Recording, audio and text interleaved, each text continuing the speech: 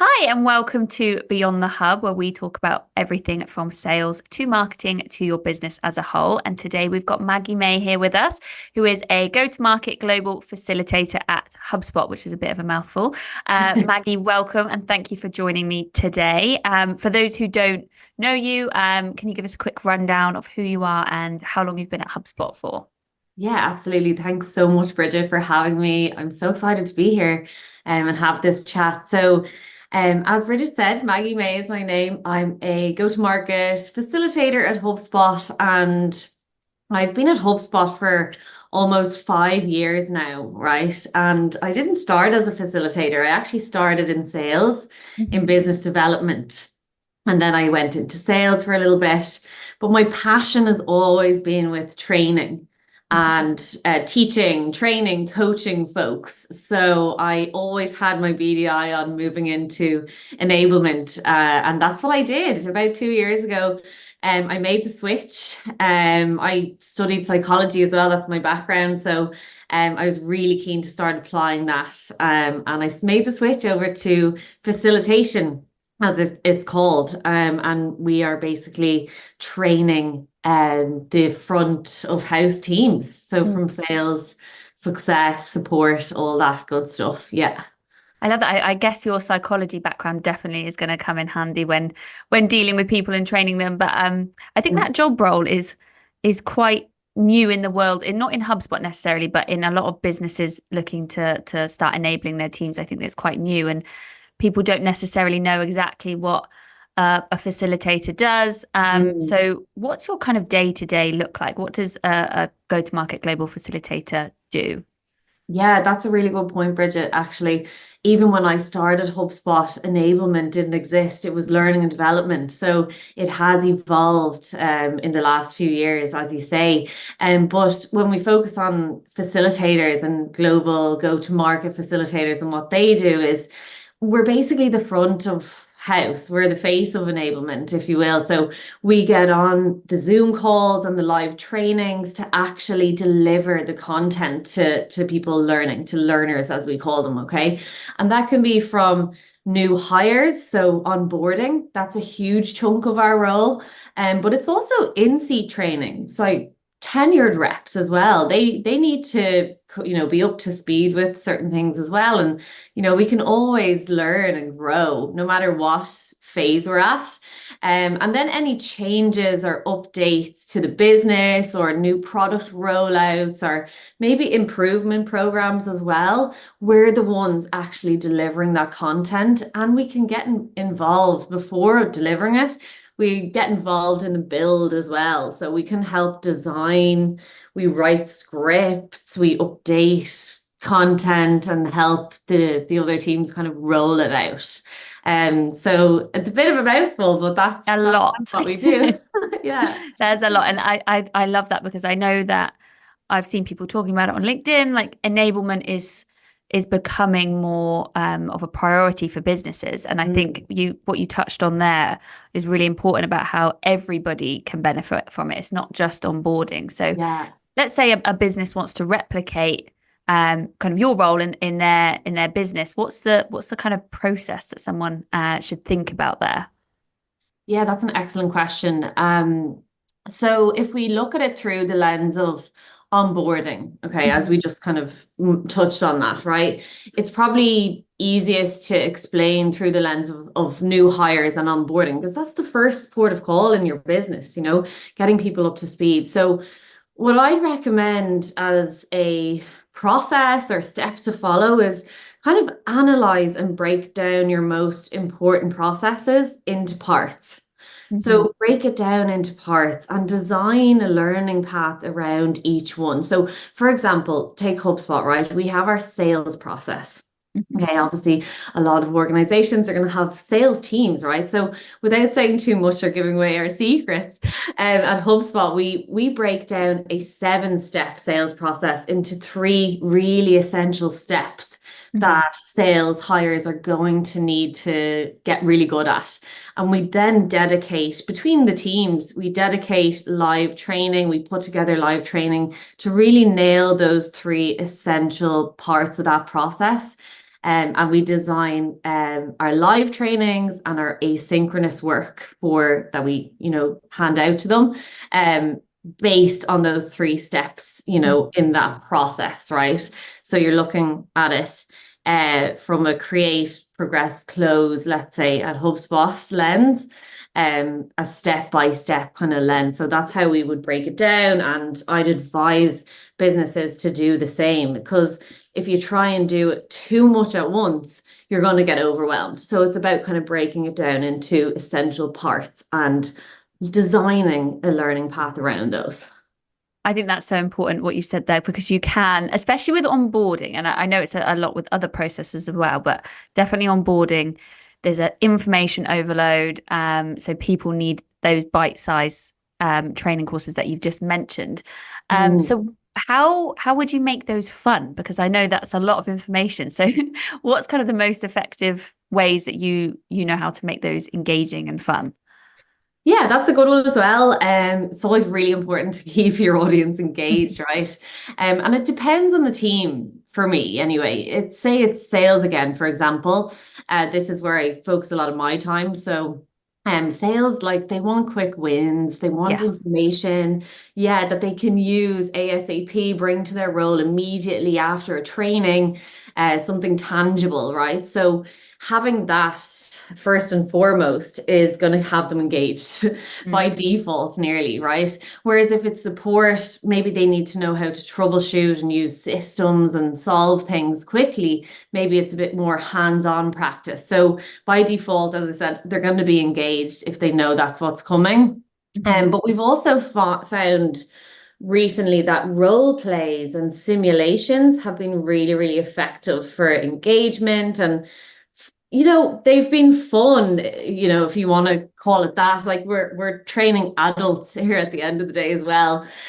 So there's a certain level of commitment we need from their side too. But yeah, they've definitely really enjoyed that kind of simulation or role play type approach to learning. So for example, in our sales kickoff, we did these simulations in person with thousands of people. Oh, In wow. small groups, yeah, and they all came out of that like lighter and just like it seemed like they had the best time doing it. So that mock scenario type training and practice, people really seem to enjoy that, and it brings kind of a fun element. But with that, as like aside from that, we have a rubric we need to follow as facilitators to keep live sessions engaging. So it's no harm in having a rubric as a business for your facilitation team. And it's basically, are we hitting all these elements of question, techniques, engagement? Are we getting engagement, and are we driving engagement in sessions? So it's important that we're kind of ticking those boxes, and it's our job as facilitators to keep groups engaged and always bring our best persona and our A game as well. But there's a certain personality type that comes with being a facilitator anyway. So Yes. you're always trying to engage. And then other than that, you can use games during a training, like, Kahoot. I know everyone got a bit tired of Kahoot. In lockdown. But it seems to be making a comeback. So we can kind of introduce some friendly competition, particularly with sales teams. They love that. So lots of different ways we can look at fun and engagement to that. I love that. I love that. And I know that it kind of sounds like sales, like you mentioned, really loves that competition. And I guess it's knowing who you're training is kind of what you said there. It's going to be different no matter the training. It's going to be different for the people, but having that research prior, would you say, is super important for that? Yeah, that's a really good observation. And the funny thing is, we train our teams about that as well, like knowing the persona that you're going to be engaging with. So it falls back on us too. So absolutely. I think Yes. knowing who you're training and being prepared for that and tailoring your training to that is going to be super important. And then I guess my next question is around time, because a lot of businesses, a lot of leaders hesitate maybe to to go into more in-depth training once they're past onboarding because it takes up a lot of time. So how would you, what advice would you give them on that side of things? Yeah, that's an interesting one, and I hear this all the time, and even internally, from reps and things like that. Like, time is always of the essence for everyone. And I do really empathize with that. I do. But it kind of comes back to what I call the square wheel analogy, I suppose. It's like you're trundling along with your square wheels, and you're like, no, I don't have time to talk, or I don't have time to do this. But if you even spent, say, that hour a week sanding down your wheel to be around, Yeah. the process is going to move a lot smoother, right? So, I suppose it's about inspiring a mindset around learning and growth and things like that, which I understand can be hard when it's, a busy environment, or maybe you're a small business. Hmm. But, if it's kind of a short-term pain for a long-term gain. So my advice, like tangible advice, would be to invest in a dedicated person, maybe even like start small, have a sales coach who can help sales teams if you have a complex sales process, or a product coach if you have a more complex product. And start small and start seeing then the impact and the changes, and kind of grow from there as you start to see results. And it's not going to be an overnight fix, is the Yes. only thing I would say. But it's going to be a long-term play more so. But I always do empathize with that time thing. I know what it's like to be so busy. So it is hard. I like that piece that you said there about just 1 hour, just even 1 hour a week can make a Yeah. difference. And I think HubSpot have really got that kind of cultural shift around enablement. They've done that really, really well. And I know a lot of businesses and partners that are in the HubSpot ecosystem take their cues from HubSpot. So if HubSpot Mm. are training their staff, it kind of translates and gets knocked down to businesses in the ecosystem. So hopefully that's going to influence a lot more businesses as well. They'll start training their staff. But that's Yeah. another thing about HubSpot, I suppose. They are quite agile, and it's quite fast paced. So how do you stay like that? How do you keep staying agile as it goes along? Yeah, so when it comes to staying agile in a fast-paced environment like HubSpot, especially in our enablement org, even, like, we just have an agile team ethic in Mm. enablement. It's the team spirit, it's the mentality. I think people in my organization are highly, highly satisfied with their jobs because we have a direct impact, and we have an impact at scale. So, because we're dealing with the human side of the business, and this in turn correlates with commitment to our job, even Mhm. if that means having to pull together an ad hoc training in a matter of days to roll out, urgently, if there's a problem going on in the sales team or whatnot. But for the most part, we've really defined teams who look after different parts of the learning process as well.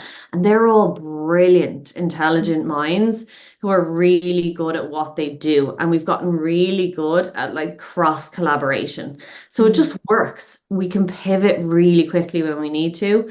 And as I said, we have all those different brilliant minds kind of working on the different parts. So it's like breaking things down into its parts again. Mm. So that's how we stay agile. Again, it's just that commitment to the role, and mucking in and just getting it done if it needs to be done. Would you say it's because you mentioned that you moved into this role 2 years ago? Would you say that it's always been that seamless, or was there a bit of a learning curve with everybody kind of working together, or has it always just worked really well? That's actually such a good one. And like I'm making it out like it's rainbows and smiles, but yeah, there's been really tough times as well. Like, always been learning curves. Things are always changing internally, like in terms of teams kind of moving around and things like that. So, yeah, there's always been like teething issues, learning curves, things like that. But the best part is we actually take feedback from that. Like we actually Mm. take the learnings from that. We discuss them in detail. We make sure we're not repeating the same mistakes, and we welcome, learning from mistakes and making mistakes and overcoming them. Mhm. So I think that's a huge part of it as well. And definitely, like it's not always smooth sailing. Of course, we, have to overcome difficulties, but we do it together as a team. That's really nice. It just sounds like the cultural aspects is so important when it comes to Yeah. enablement. And I like what you said there about feedback. So that kind of leads me on to a question, I guess, around how are you measuring the success of your enablement programs, onboarding? I guess Mm. feedback comes into it, but how does that all work? Yeah, that's a great one as well. Like, how we measure success at HubSpot, we're very good. I mean, we offer a lot of product around data.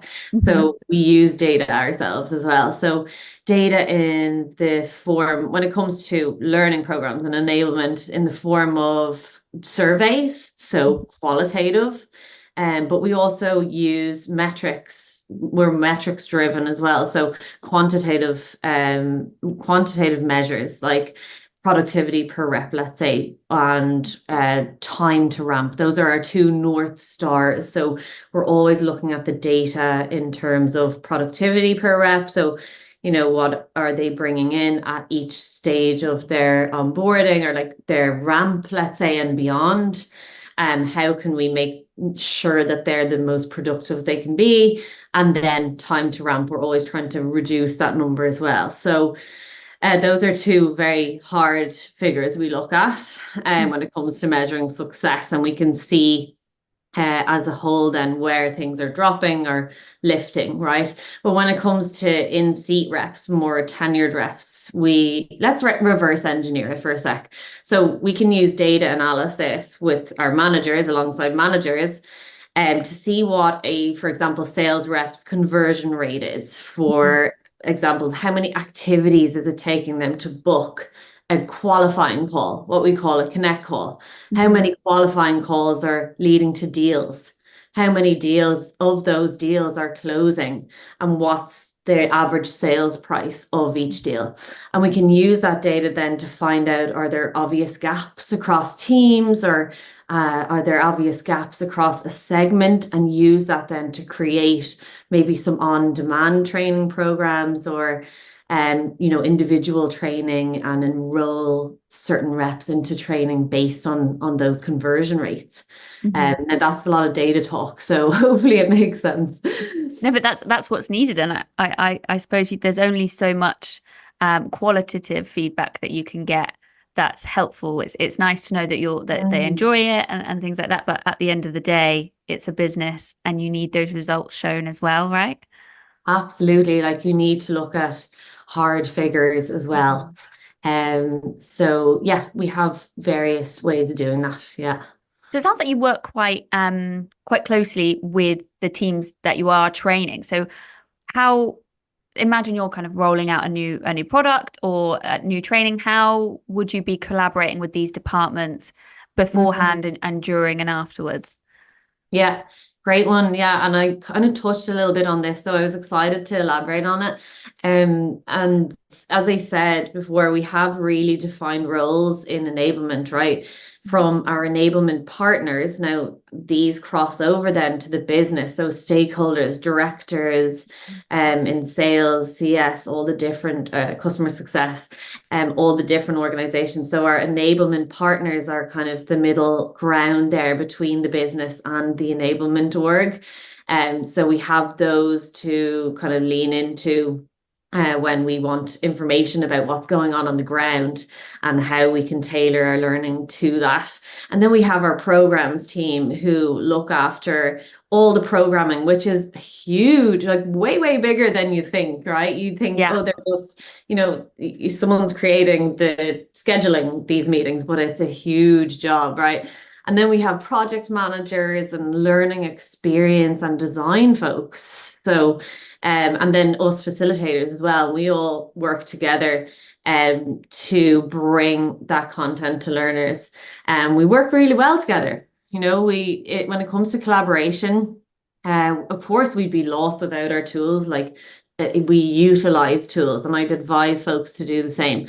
We use Asana, like we use Google Sheets, we use Slack, we use Airtable to really collaborate closely.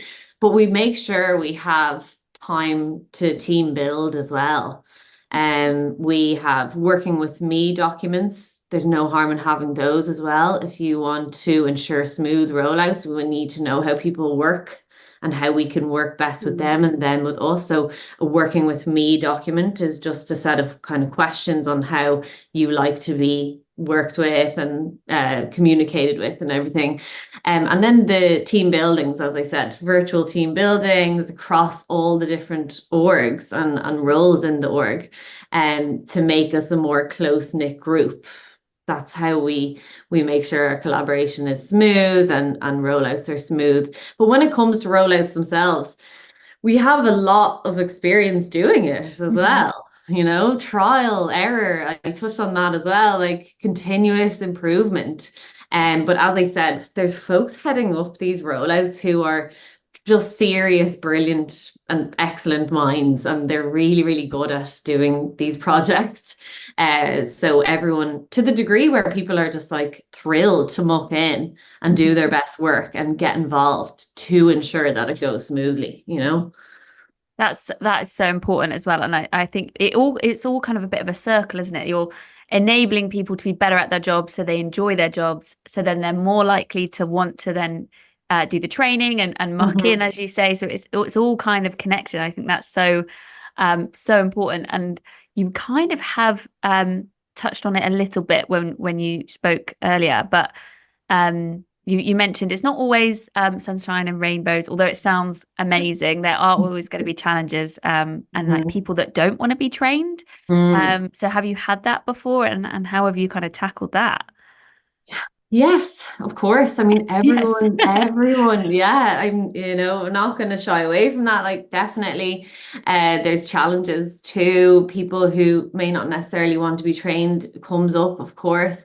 Common challenges, though, like, I couldn't forewarn folks about is a big one is attendance. Getting full attendance is always a challenge, but in a big company like HubSpot, it's not always realistic too. So you have to kind of, be a bit flexible on that, right? But for really important training, like changes in the process or new product launches, the challenge is to build the right amount of hype around the training, and making sure we're nailing the training as facilitators, like on the call live. So even if people miss a training, they want to catch up on it. They're reaching out to us to say, do you have a recording of that? I just couldn't make it. I really want to catch up on it. We've also been trying this new approach where we have co-facilitators in the form of like directors and managers come into the training session and deliver the content with us, to add that layer of credibility. And that's been going amazing. Yeah. But in terms of like overcoming people maybe who don't want to be trained, or advice I could give around that is it trickles back to hiring as well.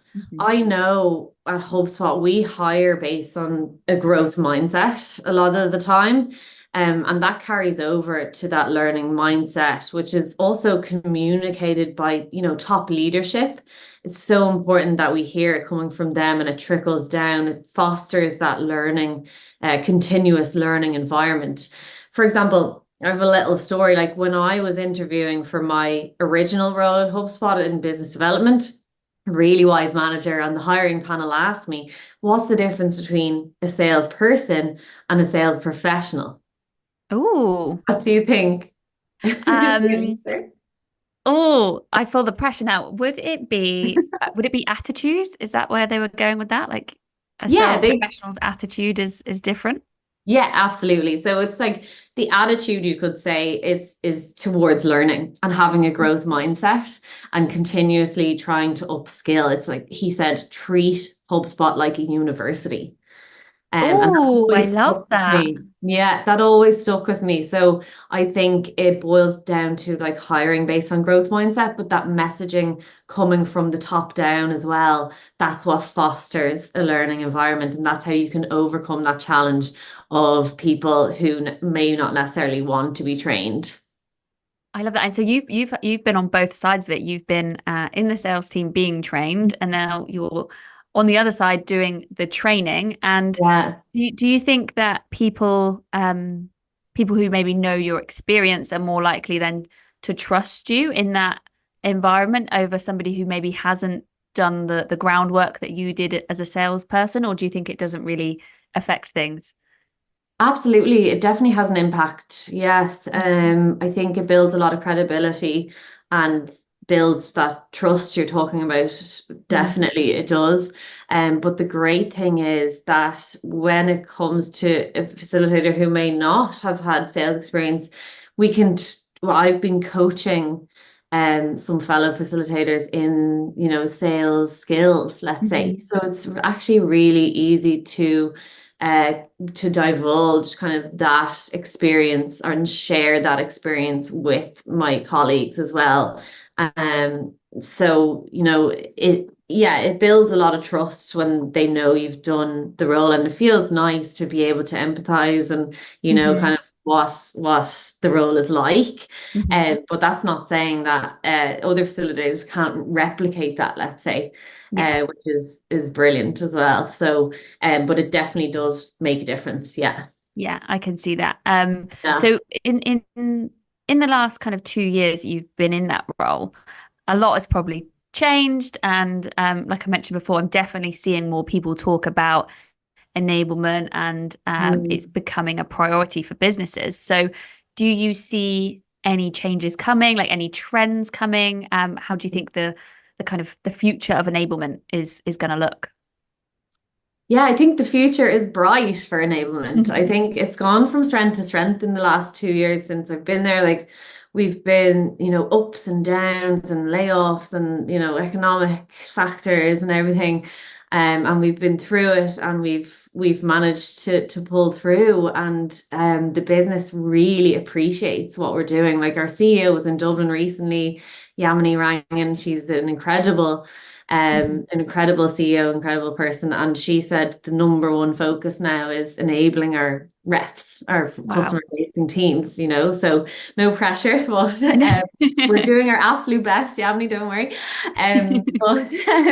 But no, I think the future is bright, right? One big thing I think that's coming, and it's going to be great, is automated role play software. So I touched on the role play simulations, right? This is a brilliant way to kind of coach and train, customer facing teams, but doing it at scale can sometimes be an issue. Now, it took a lot of brilliant minds and teams to pull together our sales kickoff, and it went down so well. People learned a lot. But how do we scale that then globally, and run it very more frequently, let's say, than just once a year? So it's kind of that AI element coming in. Now, don't worry, I don't mean it's coming to replace our jobs, AI or anything like that.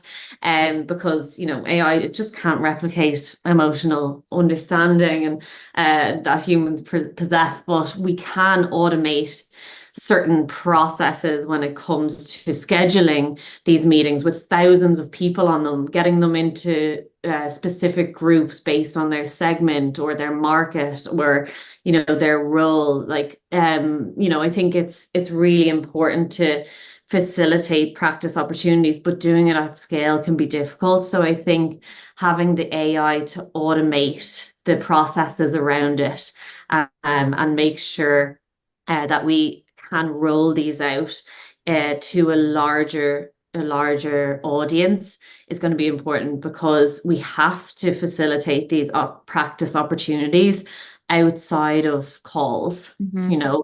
You never want a rep's first time trying a new discovery technique or delivering a new product related pitch to be on a call. We want them to practice outside that. So in a scaled enablement environment, when you have thousands, as I say, of reps, it's going to be quite difficult. So what I imagine in the future is AI coming in and helping us with that process, and maybe even giving immediate feedback and being able to just set up those groups for us because it takes a lot of work. Yeah, that sounds actually so exciting. And I feel like that's something that businesses that struggle with time, even smaller businesses that struggle with time, Yeah. that would help so much. So that's not something that you used in that last role play scenario that you did, or is it something that you're looking to do in the future? Yeah, it will definitely. We had to, do manually. We had to do the whole process manually, really. So it's definitely something we would look at in the future if it came available. Yes.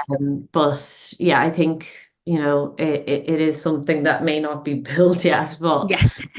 it's definitely something that I don't see why it Mhm. couldn't work. Mm. Yeah, absolutely. It's probably in somebody's roadmap currently, and it will probably be released very Maybe shortly, I I need to release imagine. it. Yes, I love I can it. patent it and have my Yeah, side hustle. that's a really good idea. So I'll drop you a message about that afterwards. Yeah. We're coming up on time a little bit now, so I just want to ask one more question just to finish this off.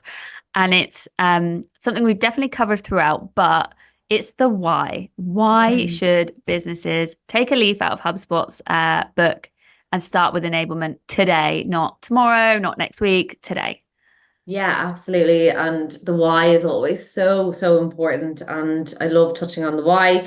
And it's about really defining your why as a business as well. Hmm. But look, if you have a complex product or service, or there's a lot of moving parts, and there's more, that just means there's more to learn. Okay. So potentially, right? But if we peel it back to the start again, like onboarding, say, there's a direct correlation between feeling trained up in your role and feeling ready to rock and job satisfaction.